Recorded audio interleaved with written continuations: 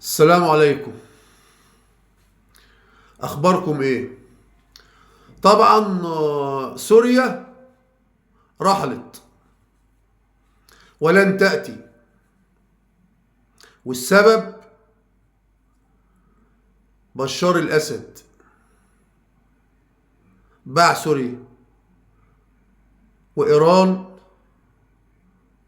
باعت سوريا، وتركيا باعت سوريا، وروسيا باعت سوريا.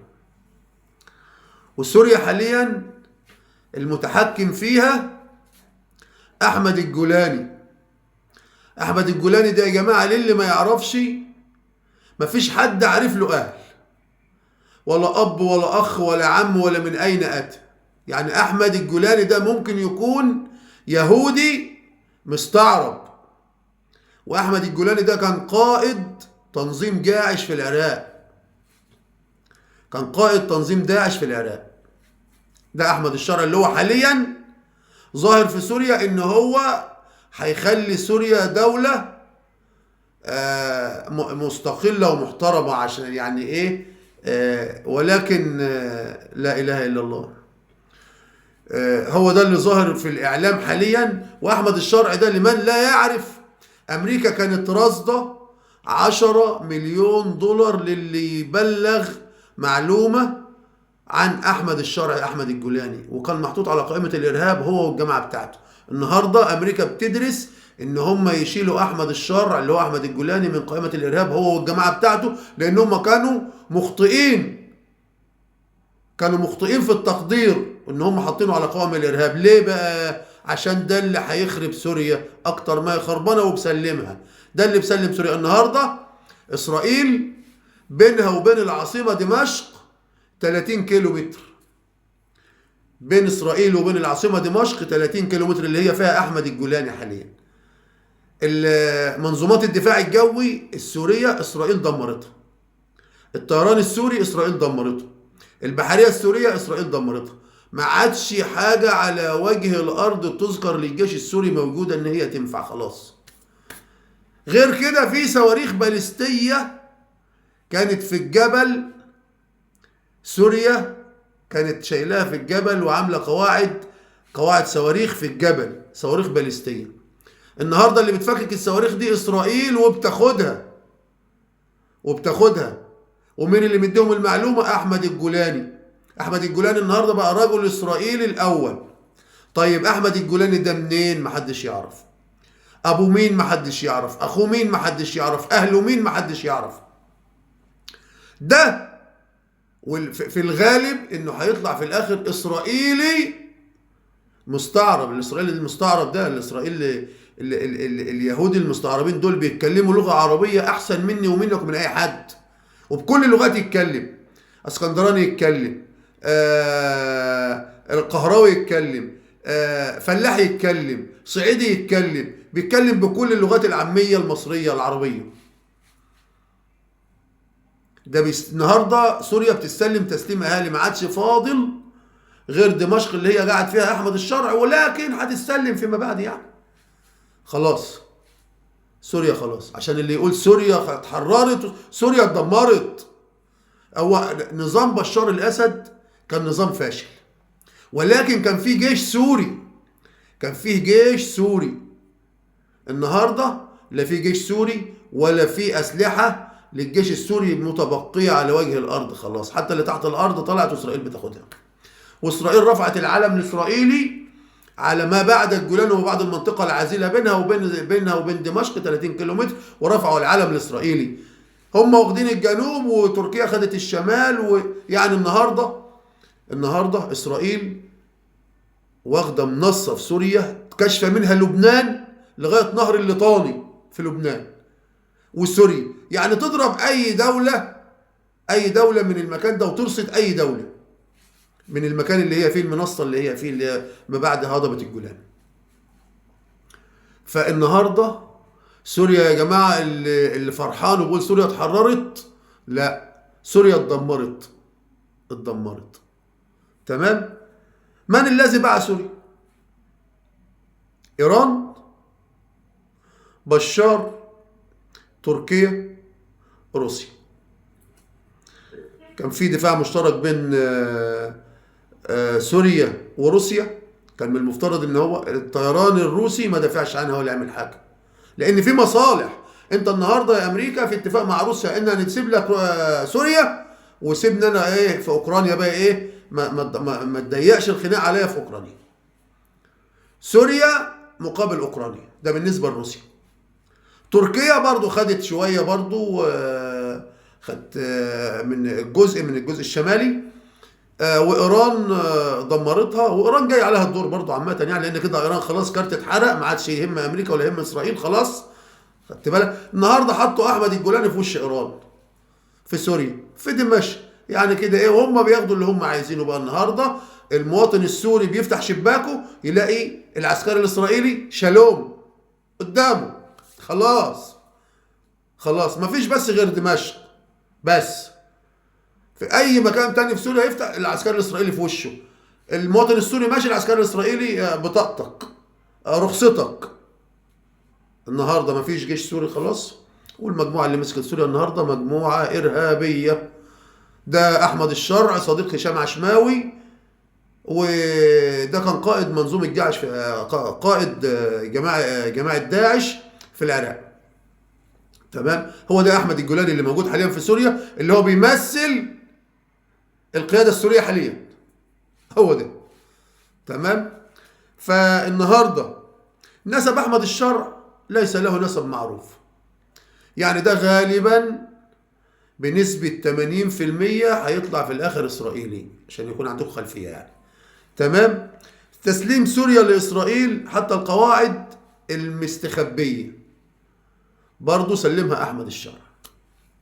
تمام. قواعد الصواريخ البالستيه المدفونه في الجبال النهارده اللي بيفككوها علماء اسرائيليين، وبياخدوها على اسرائيل على طول. واحمد الشرع في سوريا بقى رجل امريكا الاول ورجل اسرائيل الاول. فاللي يقول سوريا اتحررت، لا غلطان يا حبيبي والله. سوريا اتدمرت، سوريا اتدمرت حرفيا، سوريا انتهت. يعني سوريا النهارده خدت تذكرة وان واي يعني ذهاب بلا عودة. دي سوريا. ولو يعني فكروا ان هم يبنوا سوريا تاني قدامهم ولا 70 سنة. سوريا رجعت يعني للعصور الحجرية. خلاص الأكراد تحت ايديهم البترول السوري وكده يعني. خلاص بالنهارده لو بقى في دولة سورية هتبقى 7-8 دول على فكرة يعني الجامعات، وبعد كده الجامعات تضرب في بعض وحوار كده ايه يعني. الفكرة منه ان خلاص كده نتنياهو بينفذ كل طموحاته، ونتنياهو النهارده يعتبر اصبح الرجل الاول في العالم قدام شعبه وقدام امريكا وقدام اوروبا والغرب كده. خلاص. وكان البداية كانت 7 اكتوبر. البداية كانت 7 اكتوبر، يعني 7 اكتوبر دي كانت طعم من اسرائيل لإيران. إيران وزت حماس، حركة حماس ب7 اكتوبر، او يعني النهارده 7 اكتوبر اللي جه غزة اتدمرت، لبنان اتدمرت، سوريا اتدمرت. تمام. واليمن هتتدمر برضو خالص، والعراق هيكملوا عليها تاني. يبقى كده لا يبقى سوى مصر والجيش المصري. مصر والجيش المصري. يبقى بالنسبة للشعب المصري ايه اللي هيفهمه من الدرس؟ انت شايف بعينك اللي بيحصل في سوريا النهاردة قدام عينيك، ده اللي بيحصل في سوريا. فبالنسبة للشعب المصري البلد والجيش في عينينا وفي قلبنا، عشان النهاردة ما عادش فيه في المنطقة غير الجيش المصري هو اللي يقدر يواجه إسرائيل. فاحنا ما نكسروش، ندعمه. ما نفكرش بقى احنا نقول ايه الدنيا غالية وسكر وزيت، ان شاء الله ما في لا سكر ولا زيت، في امان، في امن. الامن مش ببلاش. فالشعب المصري، سوريا سقطت سقوط نهائي لما قوموا جماعات طائفية فيها ودعموهم واتفقوا مع روسيا ان انت ما تتدخلش. انت ما تتدخلش عشان هتاخد حقك، وتركيا ما تتدخليش عشان هتاخد حقك. خلاص. وكبش الفدا هو الدولة السورية. تمام. فاحنا بالنسبة لنا كمصريين الدرس باين قدامنا. وسوريا خير مثال، ولبنان خير مثال، واليمن خير مثال، وغزة خير مثال، والسودان خير مثال. يعني اللي احنا نستفاده من اللي بيحصل في الدول العربية، او ليبيا، اللي احنا نستفاده من اللي بيحصل في الدول العربية ان احنا نحافظ على بلدنا وعلى جيشنا وعلى ارضنا. هو ده اللي احنا نتكلم فيه. اي دولة تنكسر لما شعبها ينقسم.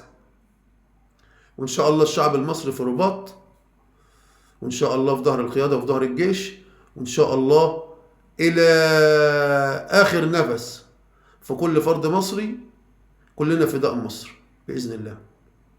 تمام.